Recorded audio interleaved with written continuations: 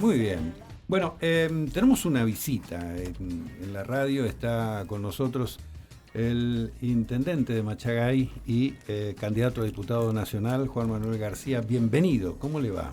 Gracias, muchas gracias. Bien, gracias por la invitación. Ujú. Bueno, a todo el equipo, que la verdad que me esperaron porque difícil resistencia venir del interior, encontrar estacionamiento, así que bueno, un gusto poder compartir con ustedes esta mañana. Bueno, último tramo de una campaña electoral muy diferente a las anteriores, no solamente por la discusión, lo que está en juego, sino por una suerte de, al menos aquí en el Chaco, una suerte de apatía por parte de la ciudadanía. Eso se demostró en mayo, casi la mitad del electorado no fue a votar. Sí, diría que más que en el Chaco. En Ujú. varias provincias de la Argentina hemos visto una apatía, la gente no va a votar. Recién lo charlábamos fuera Sí. de aire y creo que es un fenómeno que se viene dando.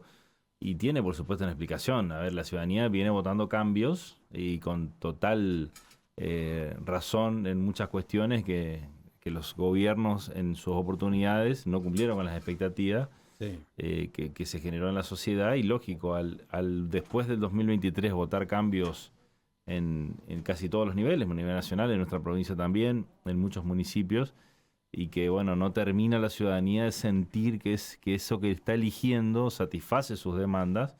Y de hecho hoy no voy a venir a explicar los problemas cotidianos que tiene la gente, porque la verdad que ya está claro. Entonces es lógico que hay un desinterés y también una tendencia a pensar que todo es lo mismo, que da lo mismo si voto o no, si en definitiva el resultado es el mismo, el esfuerzo lo termino haciendo yo, etcétera, etcétera. Eh, es parecido, yo soy de la generación que militaba en la facultad en los 2000, Ujú. 2001, hemos visto, hubo otra forma de expresarse en ese momento que fue anulando el voto, votando en blanco, pero hubo una Sí. participación masiva, lo cual, bueno, a cualquier dirigente político no le gusta eso, pero bueno, hay que respetar el sentir de la ciudadanía. Y en esta campaña creo que fue el primer gran desafío que tuvimos de una generación nueva desde el punto de vista de la política provincial. Porque bueno, actualmente soy intendente de Machagay, este es mi Sí. tercer mandato. En mi localidad me conocen perfectamente, no solo por la gestión, sino porque de hecho hemos compartido algunas reuniones en Sí. algún momento. Sí, sí, sí. Y bueno, en esa cercanía uno tiene otro vínculo con el vecino, pero salir a discutir la política provincial ya requiere otros tiempos, es otro tipo de recorrida. No somos tan conocidos o prácticamente desconocidos, te diría yo, pero en eso también entiendo que la política es la herramienta que tenemos en democracia para transformar la vida de la gente, pero tenemos que la dirigencia política empezar a madurar y a generar los vínculos necesarios para sacarnos la urna de la cabeza. O sea, no Ujú. se trata solamente de ganar elecciones. Obviamente uno aspira a ganar la elección para llevar a la práctica las ideas y los proyectos que uno tiene. Ahora, si solo lo medimos en términos electorales, estamos complicados porque nos pasamos llevando hacia el oído y hacia el público peleas, discusiones de coyuntura muchas veces, y la dirigencia se olvida que tiene que sentar los consensos básicos como para que justamente las ideas y proyectos se puedan concretar y que realmente le transformemos la vida a la gente. Ujú. ¿Eso lo puedo instrumentar en Machagay? Y en gran medida sí, creo que igual seguimos teniendo deudas pendientes. Nosotros estamos en un proceso de implementación, algo que es novedoso para Machagay, que no es el único caso donde se dio en otros gobiernos, en otras localidades, que justamente buscamos seguir esos ejemplos exitosos, que no son, a ver, no son ni el principio ni el fin de un proceso. Como Ujú. todo proceso, tiene ajustes y hay que ir revalidándolo siempre, que es la constitución de un Consejo de Planificación Estratégica. Creamos la ordenanza ya por el centenario de Machagay en el 2021. Nos complicó mucho en el proceso de pandemia poder hacer las reuniones, que lo que busca es generar un ámbito de discusión institucional entre la política y las instituciones del medio. Cámaras empresarias, asociaciones civiles sin fines de lucro como los clubes. O sea, hay una red de dirigentes que no Sí. necesariamente están involucrados en la política electoral, pero que hacen a la vida cotidiana del ciudadano. Y me parece que esa es la representación genuina de la ciudadanía. Bueno, en ese ámbito buscamos definir políticas de largo plazo, pensando en el desarrollo productivo de la localidad, y que siente las bases para definir un marco normativo de ordenanzas, pero también de proyectos que trasciendan los gobiernos. Y eso también me parece que es un ámbito interesante que podemos definir en agendas. Tampoco, viste, volar demasiado, pero sí definir 10 temas. Cosas concretas que se puedan cumplir. Exactamente, 10 temas concretos en los que nadie pueda discutir. Porque ya hubo un consenso básico. Ujú. Me parece que ese es el proceso de abajo hacia arriba para constituir alianzas estratégicas a nivel local, entendiendo también que, por ejemplo, en el caso de la ciudad de Machagay, es una ciudad que, de hecho, se convirtió en ciudad en un periodo relativamente corto de tiempo y trajo aparejado un montón de dificultades. Machagay era parte del conglomerado algodonero del centro chaqueño. Fines de los 80, principios de los 90, cuando dejó de funcionar el algodón, la gente se vino del campo al pueblo buscando la alternativa. Claro. Y gracias a la industria maderera nos convertimos en un pueblo fantasma, porque esa es la realidad.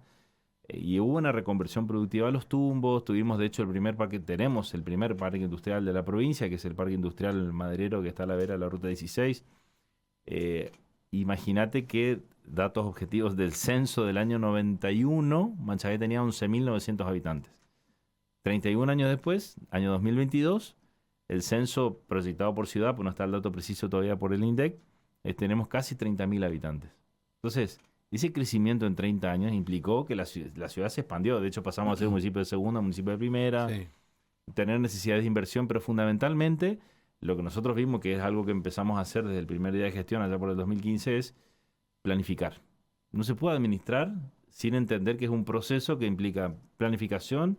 La administración es la planificación, la organización, la dirección y el control. Bueno, pero primero hay que planificar, hay que pensar hacia dónde vamos, definir objetivos comunes, metas, plan de acción, y eso implica poder haber desarrollado, que de hecho está aprobado incluso por ordenanza, un plan urbano integral, definir las prioridades de inversión.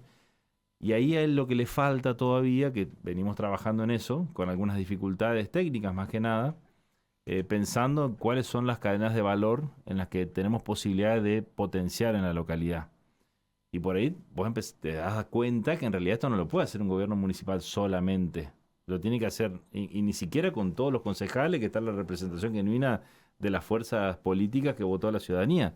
Necesitamos a toda la comunidad. Bueno, estos consensos creo que la política va a tener que discutir, porque las soluciones, y esto hay que entender, a pesar de que el marketing político indica que hay que dejar mensajes cortos, simples, prácticos, la realidad es totalmente distinta. Ujú. O sea, no existen soluciones mágicas. Requiere trabajo, dedicación, un plan de acción, equipo. Acuerdos. Y ahí está. Y los acuerdos. ¿Viste? Y eso se puede dar en la política macro, pero también se puede dar de abajo hacia arriba. Y tenemos ejemplos, sin ir muy, muy lejos, porque bueno, en mi actividad institucional en estos años, yo actualmente soy vicepresidente segundo de la Federación Argentina de Municipios. Antes de ser intendente fui presidente de la Cámara de Comercio en mi localidad, integré Federación Económica del Chaco, estuve en la CAME en algún momento. Y vemos que nuestro socio estratégico en Latinoamérica, que es Brasil, Sí, ellos tuvieron problemas parecidos a los nuestros, pero hace 30 años atrás. sí. Y encontraron dispositivos que les resultaron exitosos.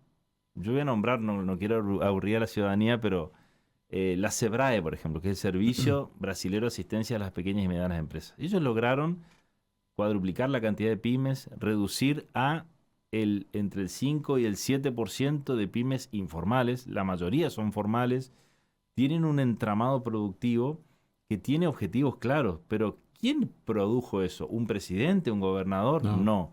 Lo produjeron las bases, las empresas, los sindicatos y los gobiernos locales. Hay ejemplos claros, por ejemplo, que hemos visto en una de las misiones institucionales que se hizo la fama del Gran San Pablo, que hemos visto el consorcio ABC, que lo integran los sindicatos. Es como supongamos, como el CONES de acá, que poco se lo hace de alguna manera poner en valor esa institución tan importante que es el Consejo Económico y Social del Chaco. Pero ahí participan todo el año en una institución los sindicatos, los gobiernos locales y los empresarios. ¿Qué hacen en esa institución? No solo hacen análisis de mercado, planifican, sino generan consensos. Entre eso es lo que nosotros los peronistas decimos, que es la combinación y el equilibrio entre el capital y el trabajo, ellos los han llevado a la práctica. Entonces, los acuerdos que ellos alcanzan... No una puja, sino el trabajo colaborativo. Y la verdad que en el trabajo colaborativo es el objetivo deseable, porque muchas veces pasa que de acuerdo al gobierno, si es un poquito más inclinado a los sindicatos, estos hacen el lobby con el gobierno local, o el que tiene más un mensaje pro mercado, ¿viste? Y estamos ahí en una puja que en realidad no termina de definir las bases de un consenso que genere la modificación de las leyes que hacen falta para que esto dé resultados en el mediano y en el largo plazo, y de definir políticas a largo plazo. ¿Cómo tomó la decisión de esta Diputación Nacional? Y la verdad que más que una decisión fue una decisión por supuesto, pero en involucrarme porque justamente, bueno, bien saben, yo soy justicialista, Sí. tengo una pertenencia no solo familiar, sino también de trayectoria de militar en mi partido, pero fundamentalmente estoy convencido de que la política tiene que propiciar la renovación. La renovación no puede venir, o sea, puede, pero es un valor importante también tener experiencia en la gestión. Y creo que puedo sumar mi granito de arena, digamos. Y esto implica también tomar la decisión de comprometerse. Uh-huh. Bien sabés que en el Chaco se renuevan 4 diputados nacionales. Sí. Hoy, de acuerdo a la composición de la Cámara, 2 son de lo que podríamos decir en su momento el Frente de Todos, Uh-huh. y 2 de Juntos por el Cambio. Que Sí. bueno, ahí ya cambiaron de nombre todos los frentes, pero serían 2 y 2. Yo voy en tercer lugar. No pensé puntualmente porque no es el objetivo en sí para mí ser legislador nacional, sino poder dar la discusión de la política y sumar estas ideas y aportar a esa construcción colectiva que va a llevar tiempo. Obviamente el domingo la ciudadanía decidirá, ya hubo en varias oportunidades de algunos de los 2 partidos mayoritarios obtuvieron 3 de esas 4 bancas. Sí. O sea, todo puede ocurrir el domingo, Sin duda. pero más allá de eso, insisto, creo que lo que más me motivó a decidirme a aceptar la convocatoria que nos hizo Coqui, donde se habló con todos los sectores. Yo estuve muy cerca de esa negociación que se da previa en los cierres de listas. De hecho, rara vez ocurre, no recuerdo incluso de la Vuelta a la Democracia, que el justicialismo como columna vertebral de nuestro frente haya cerrado las listas 24 horas antes del vencimiento. Y eso es porque también hubo una etapa de diálogo muy fuerte, a partir de que en mayo fuimos divididos en 2 frentes y entendimos que había que primero propender a la unidad, porque aquí tenemos que ser capaces de discutir lo que a la ciudadanía le está pasando, Uh-huh. dejar de discutir de los problemas y las diferencias de los dirigentes, que eso es un grave error, creo yo. Y en eso también hemos aportado desde los gobiernos locales figuras importantes.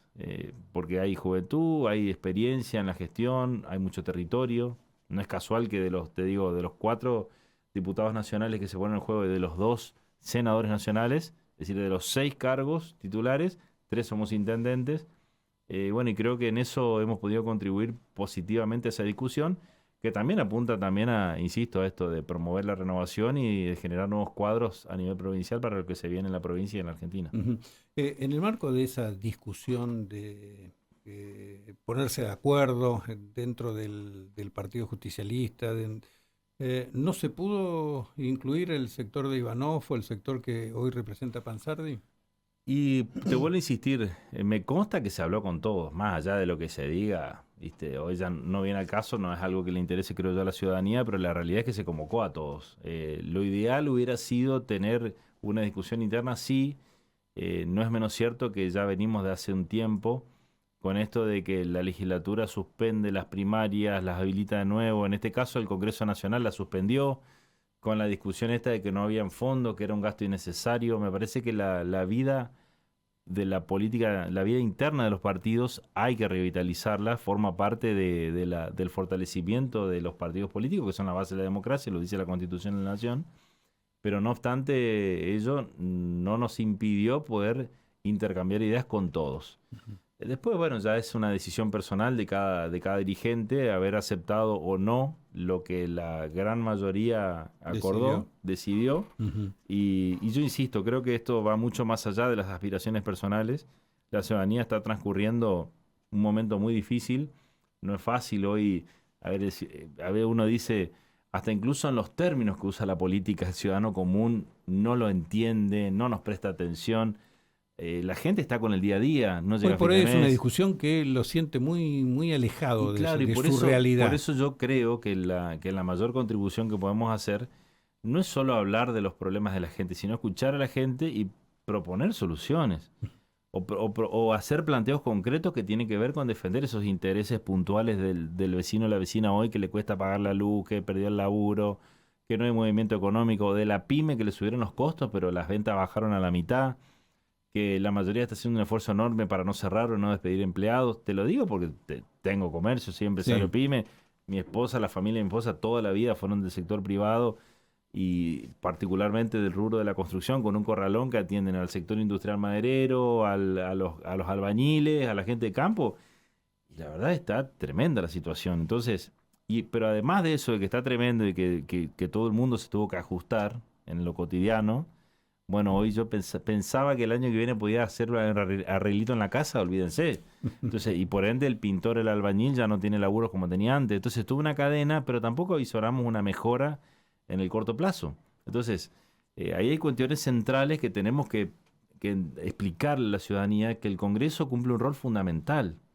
El Congreso sanciona leyes que le pueden afectar y cambiar la vida a la gente. Sí. Por ejemplo, cuando nosotros hablamos del presupuesto. El presupuesto, para el vecino o la vecina, es la ley de leyes que se sanciona todos los años, donde el presidente le dice al Congreso qué va a hacer con la plata de los argentinos. Sí. Eso es. Presupuesto que no tenemos. Exacto, hace 2 años no tenemos presupuesto. Y están debatiendo un proyecto de presupuesto que, entre otras cosas, modifica y altera leyes muy importantes que hacen por ejemplo, el financiamiento educativo. Están planteando la eliminación de algunos artículos de la ley de financiamiento educativo que implica que va a haber menos plata destinada a la educación en la Argentina. Y esas son cuestiones centrales, porque yo doy un ejemplo puntual y particular para que lo entiendan. Todos salen en algún momento en las rutas y vemos en las redes, en todos lados, que están detonadas, ¿no es cierto? Y la gente dice, no hay que pagar más el peaje porque no arreglan las rutas. Lamento decirle al vecino o la vecina que lo más barato que pagan es el peaje.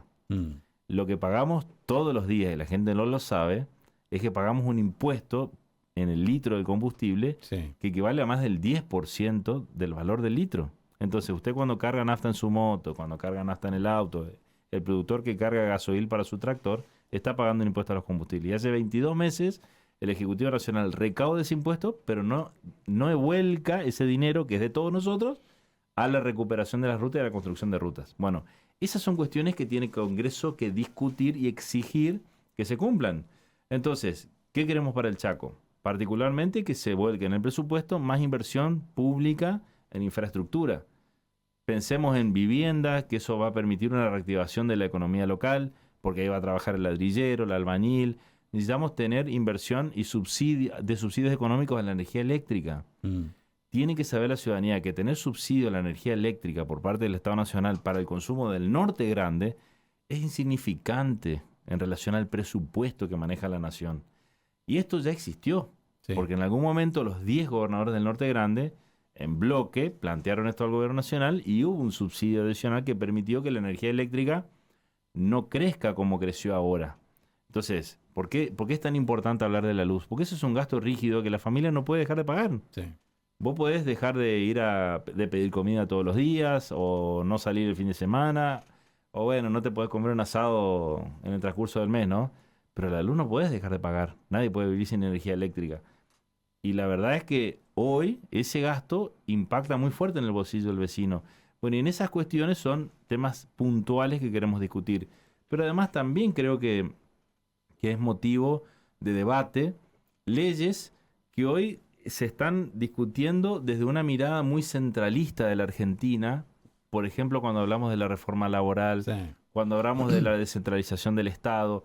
Y creo que son debates que desde el interior también lo podemos proponer.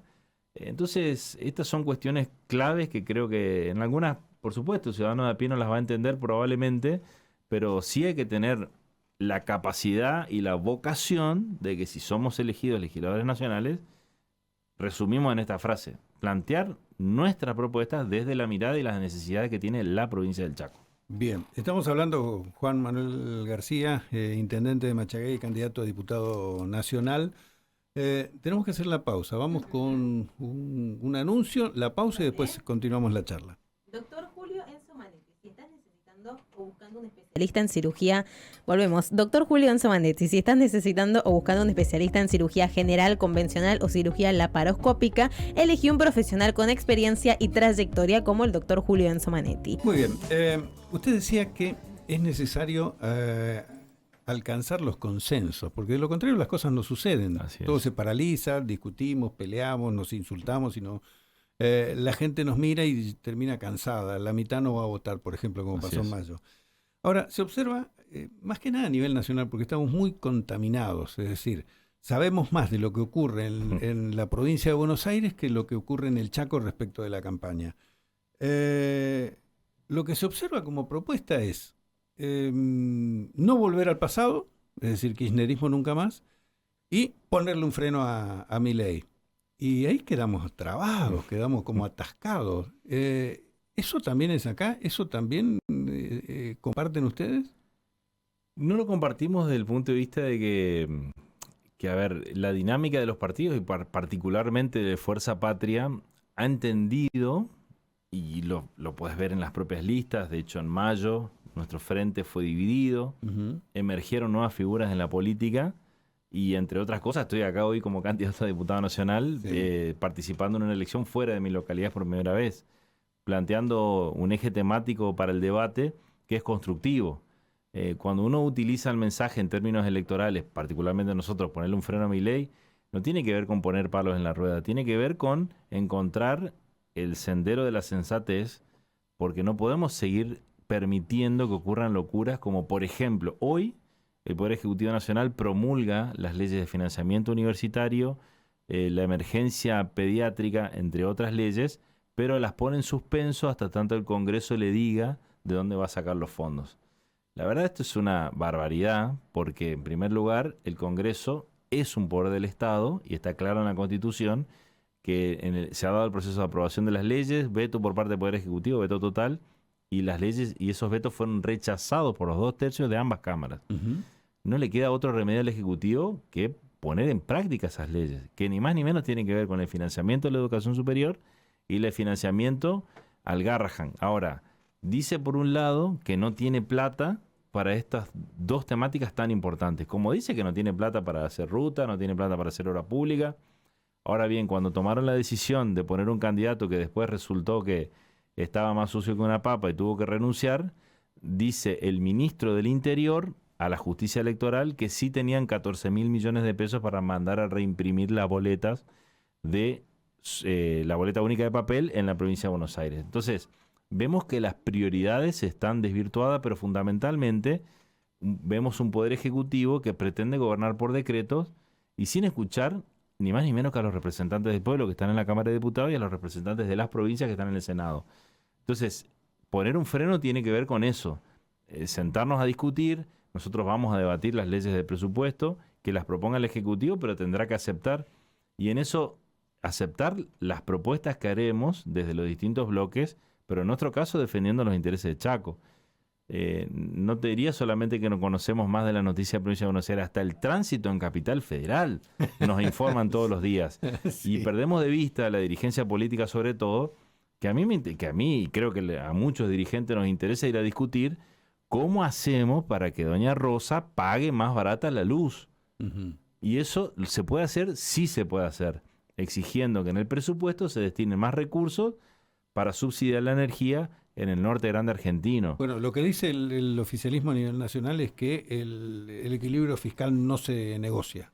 El equilibrio fiscal es un objetivo deseable, sí, porque eso implica hacer eficiente el manejo del Estado. Lo que pasa es que hay que ver quién es el que paga el costo de ese ajuste necesario para obtener el equilibrio fiscal. Porque en el medio, te doy otro ejemplo, 1.700 millones de dólares le regalaron a las exportadoras cerealeras. 1.700 millones de dólares. 1,7 billones de pesos. Millones de pesos. Entonces, para regalar esas retenciones, sí hubo plata.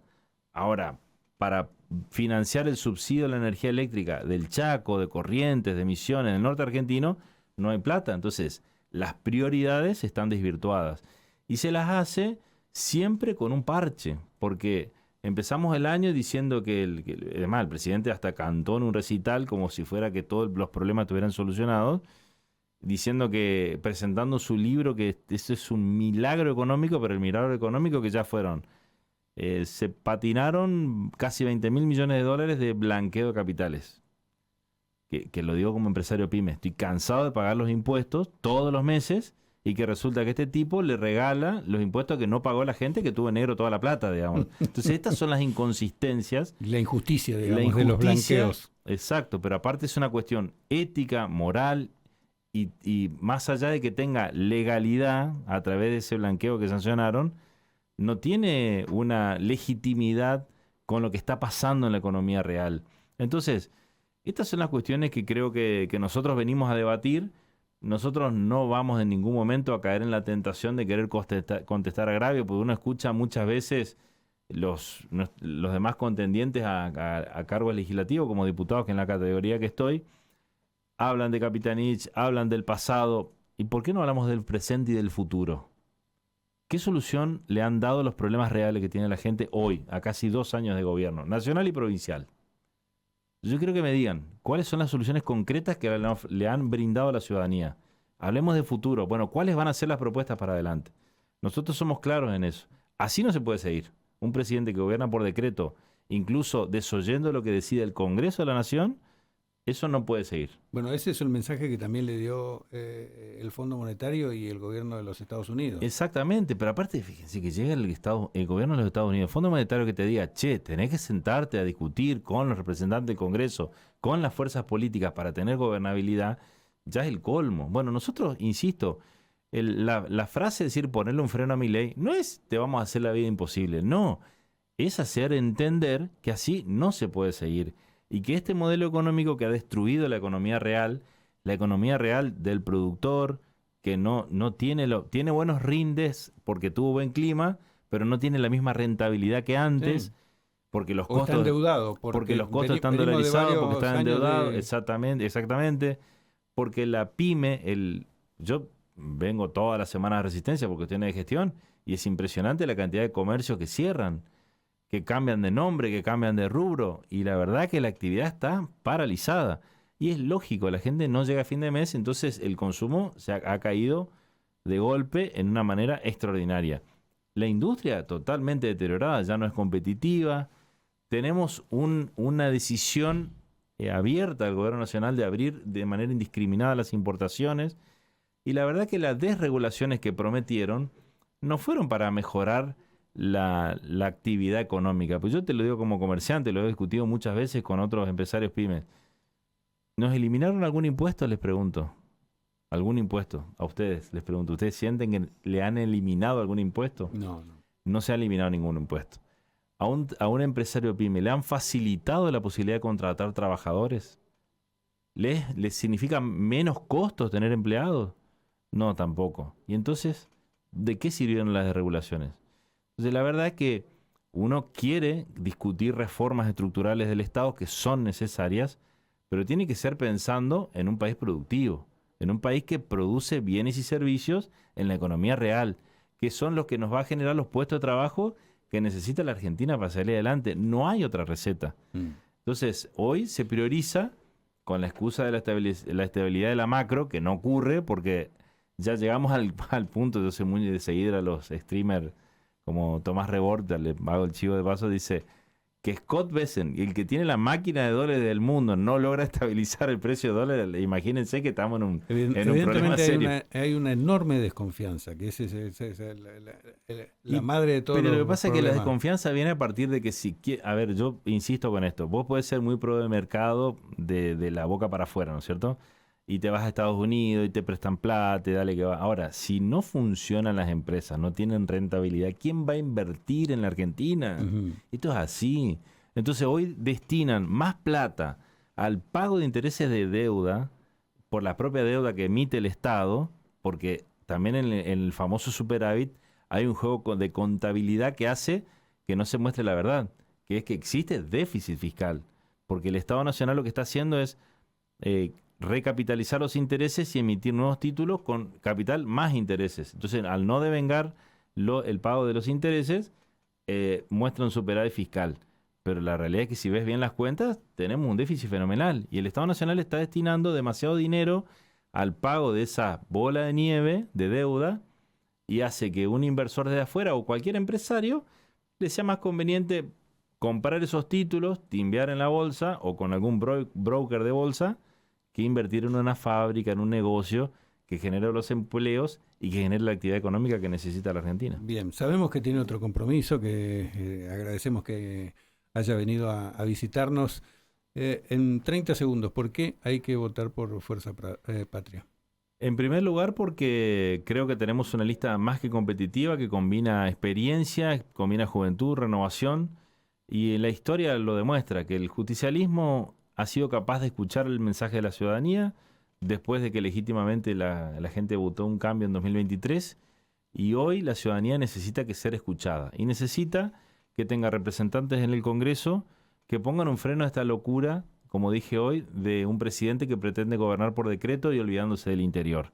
Nuestra fuerza es una fuerza nacional, es una fuerza que tiene la convicción y la capacidad para no solamente defender los intereses de la provincia y poner un freno a estas políticas nacionales que están destruyendo la Argentina, sino de construir y consolidar una nueva alternativa para el futuro que se viene en nuestro Chaco y en nuestra Argentina. Así que por eso, el próximo domingo, en primer lugar, el mensaje es: vaya a votar. No importa cuál sea su decisión, no permita que otros decidan por usted. Eso sería lo más importante. Y segundo, vote por sus propios intereses. Bien. En nuestro caso, representamos los intereses de la Argentina con nuestra bandera y defendiendo nuestro Chaco. Muchísimas gracias. Gracias a ustedes por Juan Manuel García, intendente de Machaguey.